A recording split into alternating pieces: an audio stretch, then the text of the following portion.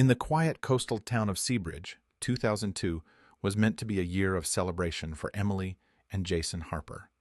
The pair had been inseparable since college, two souls who seemed destined to weave their lives together like the crashing waves and endless horizon that framed their seaside home. Emily, with her radiant smile and gentle heart, was the town's beloved schoolteacher. Jason, charismatic and driven, worked as a financial consultant but carried a restless energy beneath his calm exterior. Everyone around them believed their love was unbreakable. The morning of July 15th dawned bright and warm, a perfect summer day for a wedding. The sun cast golden hues over the rocky cliffs that overlooked the Pacific Ocean, as if nature itself was blessing their union. Friends and family gathered at the quaint chapel perched atop the bluff, laughter mingling with the salty breeze. Emily, dressed in a flowing white gown, held tightly to Jason's hand as they exchanged vows, promising a lifetime of devotion. After the ceremony, the celebration spilled onto the lawn beneath towering eucalyptus trees. The smell of blooming jasmine filled the air while glasses clinked in joyful toasts. The couple's happiness was infectious. Everyone smiled, danced, and reveled in the magic of new beginnings. But as the sun dipped lower, casting long shadows over the coastal road, the perfect day took a sudden, inexplicable turn. The newlyweds decided to take a quiet drive along the winding coastal highway, a ritual they often enjoyed in stolen moments away from the bustle. Jason's sleek black sedan hugged the curves as they drove, windows down, hair tousled by the ocean breeze. Emily rested her head against his shoulder, whispering about dreams and plans for the future. That drive would be their last. The road, narrow and twisting, overlooked jagged cliffs plunging into the foaming sea below. Few cars passed by that evening, the world seemingly holding its breath. But then, nothing. No sign of the Harpers beyond the final turn near the old lighthouse. When the guests and family began to wonder, phone calls were made. Hours stretched into a sleepless night as the couple's absence grew heavier in the air. Emergency services launched a search at dawn. Volunteers combed the beaches, the cliffs, and the dark stretches of asphalt. But no trace of Emily or Jason surfaced. No footprints, no abandoned belongings. Only silence. Whispers began to spread. Had it been an accident, a runaway, or something far darker? Among the crowd, a shadow lingered. Michael, Jason's best man and lifelong friend. Quiet, composed, he told officials he last saw the couple waving goodbye at the reception, but his eyes betrayed a flicker of something else. Nervousness, perhaps, or something deeper. As days turned to weeks, the town's hope faded. The Harpers were missing, vanished without a trace. The police declared the case cold, but questions remained unanswered. Why had the couple's car never been found? Why had their phones gone dead? And what was Michael hiding? Unknown to everyone, the darkest part of the story was buried beneath the newly paved overlook, a secret that would remain hidden for over 2 decades, waiting for the day when technology and truth would finally uncover what really happened on that fateful coastal drive. The weeks after Emily and Jason Harper vanished were some of the darkest the small town of Seabridge had ever faced. The initial shock of their disappearance had given way to a gnawing unease, the kind that creeps quietly into the bones of a community, unsettling even the most steadfast hearts. Search parties combed the rugged coastline, scoured the forests that hugged the cliffs, and scanned the shallow coves where tides whispered secrets. Boats ventured out into the fog-laden ocean, their spotlights cutting through the gray haze in desperate hopes of a glimpse. But no matter how exhaustive the search, no sign of the young couple emerged. The media swarmed the town, eager for answers and stories. Reporters dug into the Harpers' lives, trying to piece together a narrative that might explain the sudden silence. Friends and family were questioned repeatedly, their pain raw and unyielding. Among them, Michael Greer, Jason's best man and longtime confidant, became a reluctant focal point. His calm demeanor and careful answers, while initially comforting, began to feel rehearsed, even guarded. Detective Sarah Collins had been assigned to the case, a seasoned investigator known for her tenacity. She had seen disappearances before, but something about this one felt different. Maybe it was the couple's prominence in the town, or the strange inconsistencies in the testimonies, but she sensed a hidden truth lurking beneath the surface. During the first interviews, Michael's story was consistent. He last saw Emily and Jason waving goodbye at the reception. He insisted the couple planned to take their drive down the coastal road to savor their final moments of the perfect day. Yet, he avoided questions about the timing and route specifics. Sarah pressed, but Michael deflected, a slight tension flickering in his eyes. "Michael," she said one afternoon, sitting across from him in the cramped police office, "if you know something, anything, now is the time to tell us. We need the truth to find them." He swallowed hard, fingers drumming nervously on the table. I don't know what you want me to say. They left happy, that's all." But behind closed doors, rumors began to circulate. Several guests at the wedding hinted at odd moments during the reception. Arguments overheard, strange glances exchanged. None of it seemed to make sense until a pattern emerged. Michael had been leading a double life. By day, a devoted friend and reliable employee at the local marina. By night, a man tangled in debts, secret meetings, and risky deals. His financial troubles had deepened in the months leading up to the wedding, and a close associate whispered that Michael was desperate for a way out. The more Detective Collins dug, the more the picture darkened. Records revealed that Michael had taken out a substantial life insurance policy on Jason weeks before the wedding, naming himself as the beneficiary under a double indemnity clause, meaning he would collect twice the payout if Jason died under suspicious circumstances. That revelation shattered the fragile trust the community had in Michael. Still, there was no concrete evidence linking him to the disappearance yet. One particular detail gnawed at Sarah. Jason's car was nowhere to be found. Despite exhaustive searches, no vehicle matching the description had been recovered. It was as if the couple had simply vanished into thin air. Then, one chilly morning, a local hiker reported seeing strange activity near the newly paved overlook along the coastal road. A crew was operating heavy machinery, laying asphalt and smoothing the surface, transforming the once worn pullout into a pristine viewpoint. The timing was curious. Could it be coincidence or an attempt to erase something buried beneath? Sarah requested the maintenance records and site plans. What she found was alarming. The overlook had been repaved just weeks after the disappearance, covering up what once was a rugged gravel lot. The pieces began to fit together, but the puzzle remained incomplete. As the months dragged on, the official investigation stalled. Friends and family demanded answers. The town's whispered fears morphed into cold suspicion. Michael stayed in the background, his smile now brittle, his eyes darting whenever anyone mentioned the Harpers. Then, nearly 2 decades later, when new technology entered the scene, everything changed. As the years slipped quietly by, the mystery of Emily and Jason Harper's disappearance became an unspoken wound in Seabridge, a shadow lurking behind every familiar smile. Detective Sarah Collins, despite having moved on from the case officially, never truly stopped searching for the truth. Something about the unanswered questions haunted her restless nights.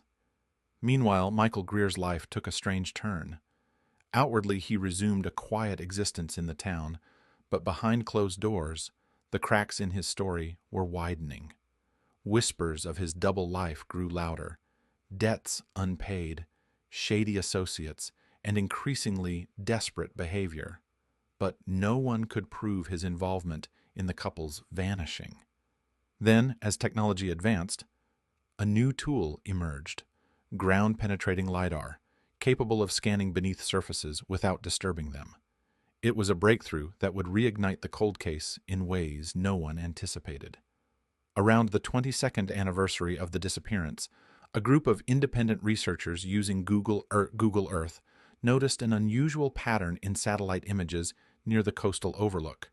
What looked like a faint, rectangular shape under the newly paved asphalt. Curious, they alerted authorities. Intrigued, Detective Collins pushed for a new investigation, this time armed with LIDAR technology to penetrate the layers of earth and pavement. A scan of the overlook revealed something buried roughly 6 feet underground, an object the size and shape of a car. Excavation began amid intense media scrutiny. The crew worked carefully, unearthing a black sedan eerily similar to Jason's vehicle. The car was intact, its windows clouded with dust, but unmistakable. Inside, the horror of what had happened slowly unfolded. The interior was saturated with the remnants of exhaust gas, carefully rerouted into the cabin to simulate carbon monoxide poisoning, a grim attempt to mask the true cause of death. Yet, amid the layers of deception, investigators found shell casings beneath the car seats, evidence that suggested a far more violent end. Ballistics tests matched the 9mm rounds to a gun registered to Michael Greer, a devastating link that shattered any remaining doubt. The revelation sent shockwaves through Seabridge. The man once seen as a loyal friend was unmasked as a killer motivated by greed and betrayal. Why would Michael orchestrate such a meticulously planned murder? Investigators uncovered the double life Michael had been leading, rife with financial desperation and a willingness to cross deadly lines. The double life insurance policy was no accident. It was a calculated move to claim a fortune at the expense of his closest friend. Further probing revealed more sinister details. Michael had tampered with the exhaust system to stage the deaths as a tragic accident, hoping to avoid suspicion. But the gunshots told a different story. The evidence was damning, yet there was more to unravel. How had he managed to bury the car under freshly laid asphalt without raising alarms? Who had helped him cover his tracks?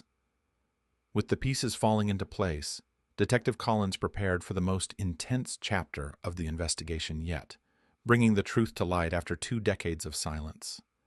But justice would not come without a price. The community grappled with the betrayal, and the shadows of the past reached deep into the present, threatening to consume everyone involved. After more than 2 decades of silence, the quiet coastal town of Seabridge suddenly found itself at the center of a story that seemed pulled straight from a crime thriller. The revelation of a buried sedan beneath the freshly paved overlook not only reignited old wounds, but shattered the veil of time that had kept secrets buried. The breakthrough came from the unexpected intersection of modern technology and meticulous detective work. Ground-penetrating LIDAR, a tool once reserved for archaeological digs and geological surveys, was now at the forefront of criminal investigations, capable of scanning beneath the surface with unprecedented precision. Detective Sarah Collins, who had held onto the case in her heart all these years, pushed for the technology to be applied here.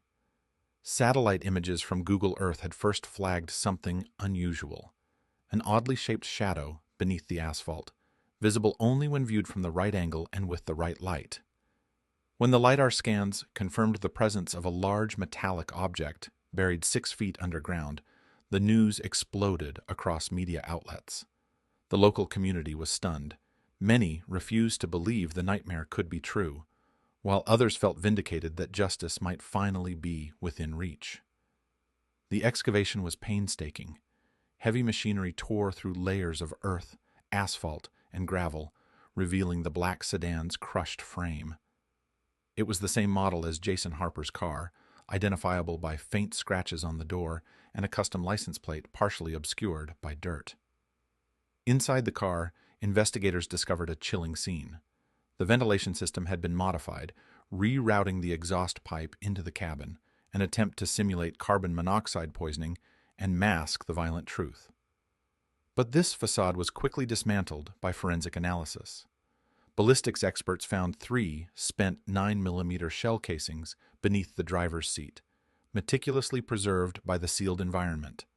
The bullets had penetrated the seats and dashboard, a clear indication that the victims had been shot before the car was buried. Further investigation tied the weapon to Michael Greer, the once trusted best man and longtime friend of Jason Harper. The gun was registered in his name and had been reported missing shortly after the disappearance. This discovery shifted the entire narrative. No longer a tragic accident or mysterious vanishing, the case pointed to premeditated murder. But questions remained. How did Michael manage to bury the car without detection? Was he acting alone, or was someone else involved? Forensic teams examined tire tracks near the overlook, finding impressions that didn't match Jason's vehicle. Surveillance footage from a nearby marina showed Michael meeting with an unidentified man days before the wedding, a shadowy figure whose identity remains unknown. Detective Collins and her team expanded their investigation, digging into Michael's finances, communications, and relationships. They uncovered a tangled web of debts, threats, and secret meetings, revealing a man desperate enough to kill his closest friend for money. The motive was clear: a double life insurance policy that named Michael as beneficiary with a double payout clause in case of accidental death. The staged carbon monoxide poisoning was designed to look like a tragic accident, maximizing his financial gain while masking his crime. Yet, despite the overwhelming evidence, Michael remained silent. His lawyer denied any involvement, calling the allegations speculative and premature. The town of Seabridge was left grappling with the betrayal of one of their own. Emily and Jason's families struggled to find closure amidst the media frenzy and resurfacing pain. As the investigation progressed, the story grew beyond a simple crime. It became a tale of friendship turned deadly, of greed that eclipsed loyalty, and of how technology finally pierced through decades of darkness to reveal the buried truth. The coming months promised courtroom battles, painful testimonies, and a reckoning long overdue. The moment the black sedan was unearthed beneath the newly paved overlook, the small town of Seabridge braced itself for revelations that would shake its very foundation. What had once been a haunting mystery was now a grim reality, painted in the stark colors of forensic evidence and cold, hard facts.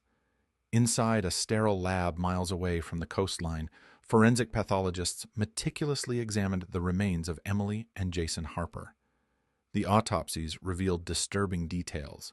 Both victims had died not from carbon monoxide poisoning, as initially suspected, but from multiple gunshot wounds. The entry wounds were precise, clear signs of execution rather than a chaotic struggle. The car's interior told a story of desperate planning. The exhaust had been expertly rerouted into the cabin, an attempt to cover the true cause of death. Whoever had engineered the scene had hoped the deaths would be ruled accidental, securing the insurance payout without suspicion. Yet, the most damning evidence lay beneath the driver's seat, the spent 9mm shell casings. Ballistics experts matched these casings to a handgun registered to Michael Greer, the best man turned prime suspect. The link was devastating. Michael, who had been part of the couple's inner circle, had betrayed his closest friend in the most brutal way imaginable. Detective Sarah Collins worked tirelessly to connect every dot. She reviewed Michael's phone records, financial transactions, and recent movements. The investigation uncovered a pattern of increasing desperation: large debts, secret loans, and a life insurance policy taken out just weeks before the wedding, naming Michael as the beneficiary under a double indemnity clause. Confronted with this mountain of evidence, Michael maintained his silence. His defense lawyer claimed the case was circumstantial, arguing that without direct eyewitnesses or a confession, the prosecution could not prove guilt beyond a reasonable doubt. But the pieces were falling into place. Michael's actions before and after the disappearance painted a picture of a man motivated by greed and willing to kill for it. Community members who had once defended Michael now distanced themselves. Friends recalled strange behavior, late-night meetings, unexplained absences, and sudden financial windfalls. The question on everyone's mind was chilling. How had Michael managed to bury the car so deep beneath the overlook without anyone noticing? Detective Collins found the answer in local maintenance records and witness testimonies. Michael had connections in the road construction crew, using his influence to arrange for the overlook to be repaved shortly after the disappearance, effectively sealing the evidence underground. This revelation exposed a conspiracy that extended beyond a single murder, an elaborate scheme to cover up a crime and manipulate the system. As the case moved toward trial, the families of Emily and Jason found some solace in the pursuit of justice. But the scars left by betrayal and loss ran deep. In court, the prosecution presented the chilling narrative: a man who, blinded by greed, murdered his closest friend and his bride, then buried their car beneath layers of asphalt to hide the crime. The defense fought fiercely, but the forensic evidence was overwhelming. The trial captivated the nation, a story of love, trust, and ultimate betrayal unraveling with every testimony. For Detective Collins, the case was a testament to persistence and the power of technology to illuminate the darkest secrets. And for the town of Seabridge, it was a painful reminder that sometimes the greatest dangers come from those closest to us. The courtroom was packed. Years of silence, whispers, and shadows now came crashing into the open light of day. For the first time in over 2 decades, the truth about Emily and Jason Harper's disappearance was laid bare before a jury, their faces a mix of anticipation, grief, and steely resolve. Detective Sarah Collins sat quietly in the back, her notes marked with every painstaking detail uncovered. The trial was not just about facts and evidence. It was about healing a fractured community and honoring the memory of a couple whose lives had been stolen. The prosecution's case was relentless. They presented forensic reports detailing the ballistic evidence, the autopsy results disproving the staged carbon monoxide poisoning, and the careful orchestration of the crime scene. Witnesses testified about Michael Greer's financial troubles, secret meetings, and his desperate motive tied to the double life insurance policy. Michael's defense lawyer argued vigorously, portraying him as a scapegoat and questioning the validity of circumstantial evidence. But as the trial progressed, it became clear that the weight of proof was insurmountable. The pivotal moment came when a former road crew member testified about the night the overlook was repaved. Under oath, he revealed how Michael had pressured the crew to cover up the burial of the vehicle, using favors and threats to ensure silence. The courtroom was silent, but for the murmur of disbelief. The betrayal cut deep. Michael had not only killed Jason and Emily, but manipulated an entire network to hide his crime. After hours of deliberation, the jury returned with a unanimous verdict: guilty on all counts. Justice, though delayed, had finally been served. For the families of Emily and Jason, the verdict brought a bittersweet closure. The pain of loss remained, but the knowledge that the truth was known offered a measure of peace. In the months that followed, Seabridge slowly began to heal. Memorials were held, and the overlook was renamed in honor of the couple, a place where the community could remember the love that was lost and the resilience that endured. Detective Collins continued her work with renewed passion, inspired by the case to champion cold cases and advance forensic technologies. The Harper case became a symbol, a reminder that even the darkest secrets can be uncovered when persistence meets innovation. As for Michael Greer, he faced the full consequences of his actions, a life behind bars, stripped of the trust and friendship he had so callously destroyed. The coastal town of Seabridge returned to its quiet rhythm, but the story of Emily and Jason Harper remained etched in its heart, a testament to love, loss, and the relentless pursuit of truth.